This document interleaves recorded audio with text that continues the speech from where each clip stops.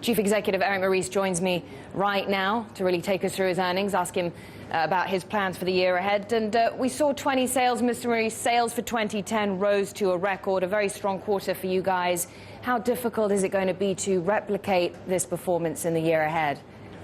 Yes, good morning. Yes, indeed, the results in 2010 in general have been pristine. We have tripled our sales. We have delivered 28% operating income on the total year. Our earnings per share at 2.35 euro is a historical record. In fact, everything has been a record in 2010. What do you think are going to be the obstacles, the difficulties for you in 2011?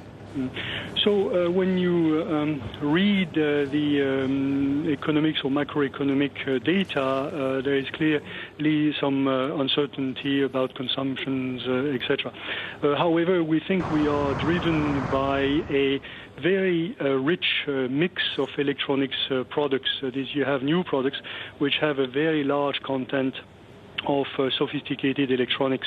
We're talking about smartphones, we're talking about tablets, solid-state drives, low-power memory, etc., etc. And this is a very, very aggressive trend, which proves what you're saying is that you are in many ways benefiting from this area of growth, of demand for smartphones, iPhones, iPads, that the kind of record sales that we're seeing with the likes of Apple, that is actually having an effect on you as well? Certainly. It's the first time in our history that we have such a backlog, which today, in fact, already covers 2011 and justify the forecast that in 2011 we will have growth on top of 2010, which itself was a record year.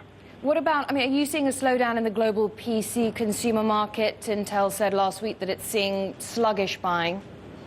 Well, in PC as such, potentially, because also 2010 had a very aggressive growth trend. I think it was about 18% growth or so per unit. So we would expect this to abate a bit. However, remember that this is replaced somewhat by the new form factor products like the tablets. So in total, we do not see a reduction of the high-end part of the electronic business, all these equipments which are full of semiconductors. Tell me more about your forecast for the global chip equipment industry. Gartner forecasting in December, they were saying that in 2011 spending will be essentially flat as worldwide semiconductor capital equipment spending will total $38 billion, a 1% decline from 2010. Do you agree with that? Even on this assumption, which we believe is still conservative, we think the lithography part of the capital equipment that we represent is going to grow significantly. Remember that we're the front end of the capital equipment, and we are building the machines that allows the new technologies to be introduced. So new technologies is rarely driven by volume, it's driven by new products. Future plans for your dividend, given that the company is doing so well in the year ahead, do you expect to raise it? Absolutely. You have seen in our announcement that we have doubled the dividend, and we have also announced that we will issue a new buyback. In fact, we have proven during the bad time of 2009 that even in very, very low part of the cycle, we are capable of generating cash and paying dividend. And now again, so you'll be raising it again, perhaps in the year ahead? We definitively will sustain the dividend, but it is too early to give any directions, of course, of what we will do in 2012. Well, Eric Meurice, Chief Executive Officer at ASML, thank you very much indeed for speaking to us.